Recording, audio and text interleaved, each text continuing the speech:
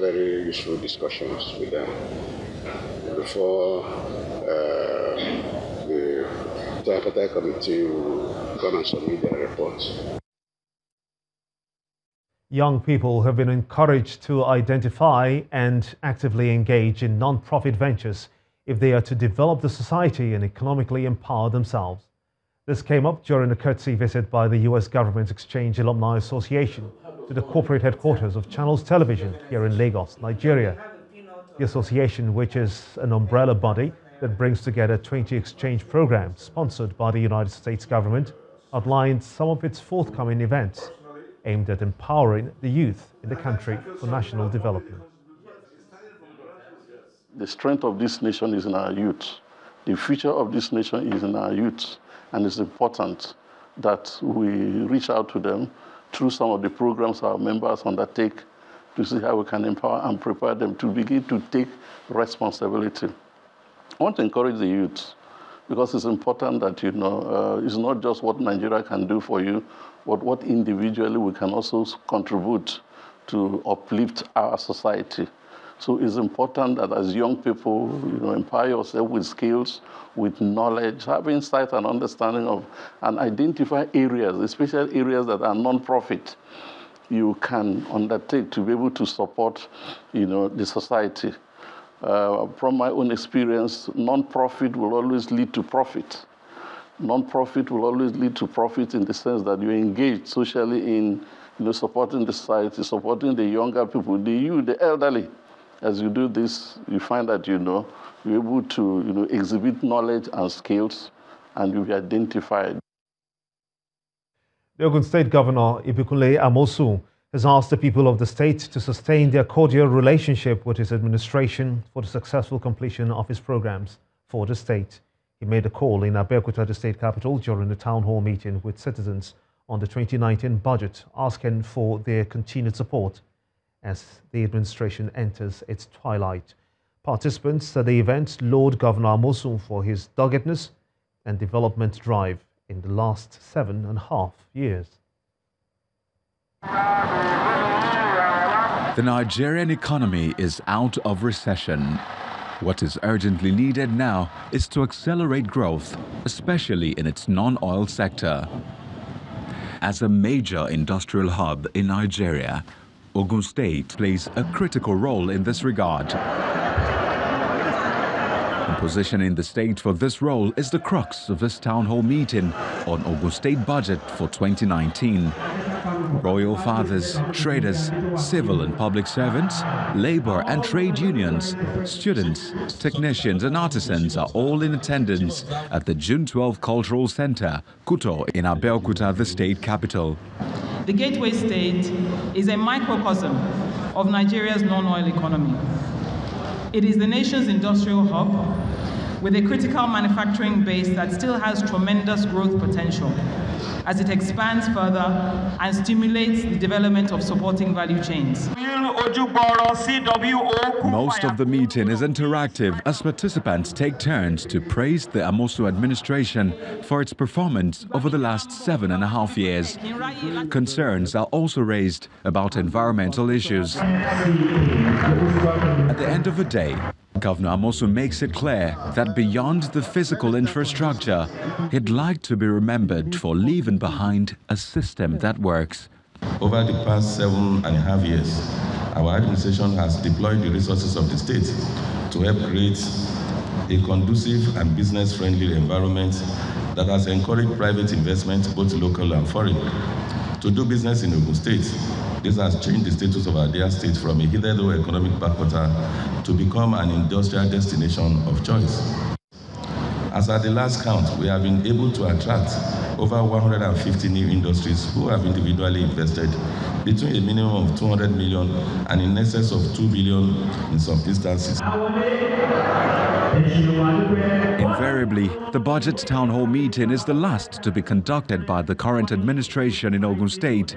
But Governor Ibikunle Amosu insists he'll leave no stone unturned in delivering on his mandate as his tenure winds down. The management of the Industrial Training Fund, ITF, says that the need to develop middle-level manpower is becoming more apparent. During a visit by the Senate Committee on Industry to ITF offices in Lagos, the Institute's Director General restated its commitment to partner the federal government towards expanding its training capacity.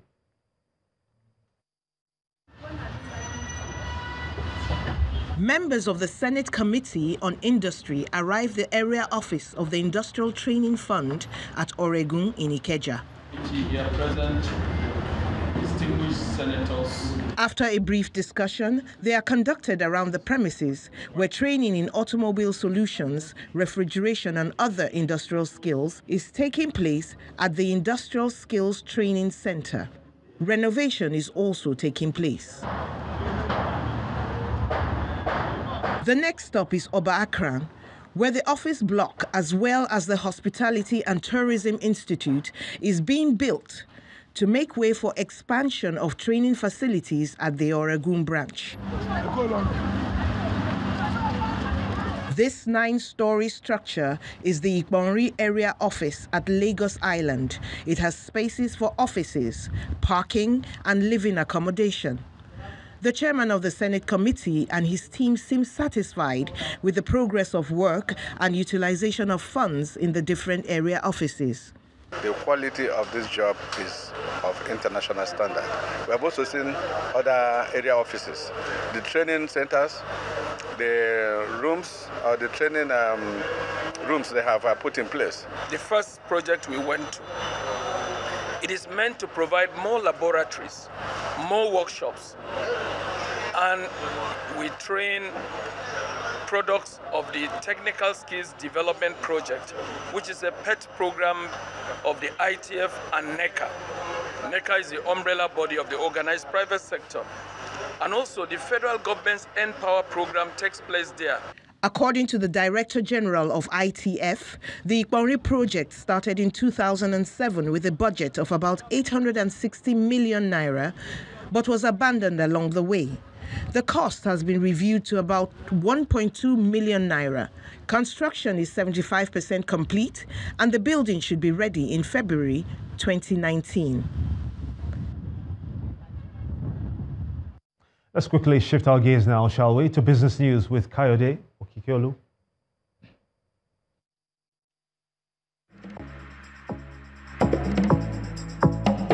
You First. First Bank.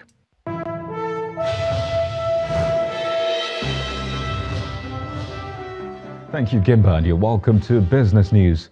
Nigeria's Minister of Trade and Investment, Mr. Okechukwu Enelama, says he's confident that the federal government will resolve the dispute between telecoms giant MTN and the Central Bank of Nigeria over alleged illegal funds repatriation.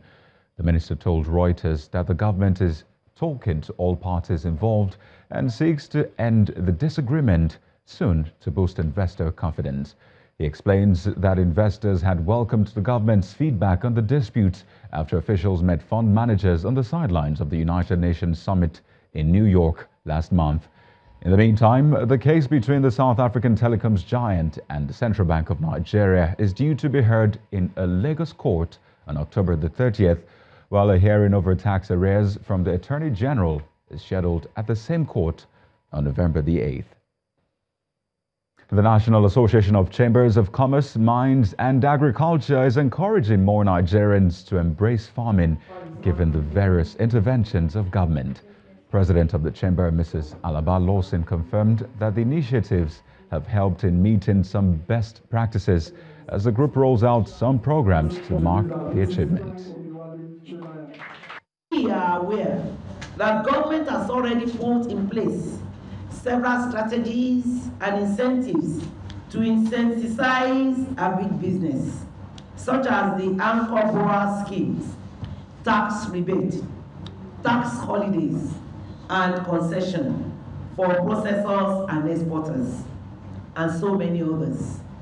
All these incentives are meant to encourage production, processing, marketing, export, and other segments of agribusiness in Nigeria. As major stakeholders in Nigeria's agricultural sector, We are of the opinion that the Agricultural Quality Excellence Award has the potential to encourage farmers and others in the agri-value chain. More business stories now. Consumer goods giant Unilever Nigeria has posted a strong 10.7% rise in its 9-month revenue at 72.3 billion naira for the period ended September the 30th, and this is compared to the same period last year. According to its latest financial statements, the company's gross profit also surged by nearly 11% to 22.85 billion naira, with an earnings per share of 2 naira 10 kobo. Similarly, the company's pre-tax profits jumped by 94.1% to 12.65 billion naira, while net profit soared by 105.2% to 9.44 billion naira within the comparative period. And stock market sentiment ends the last trading day of the week in the green territory, following more demand for blue-chip equities by short-term investors. For details of Friday's close figures at the NSE, let's join Teniola Shoboali.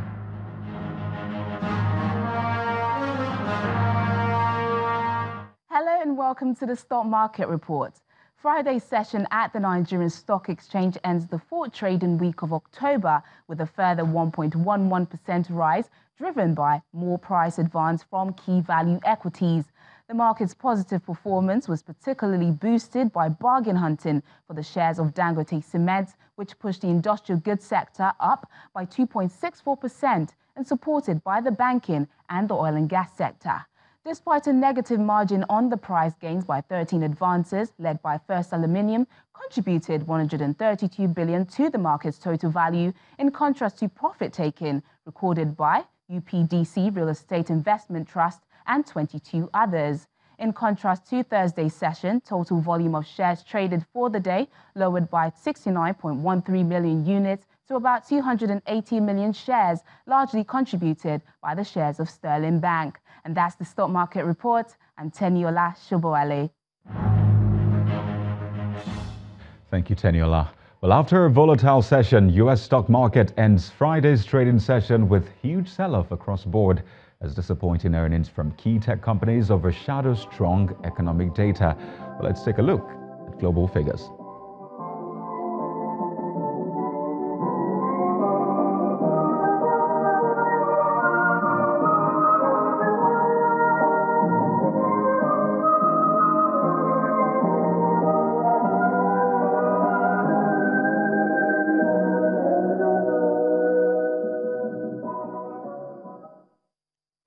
And that's business news for tonight. The news at 10 continues with Gimba.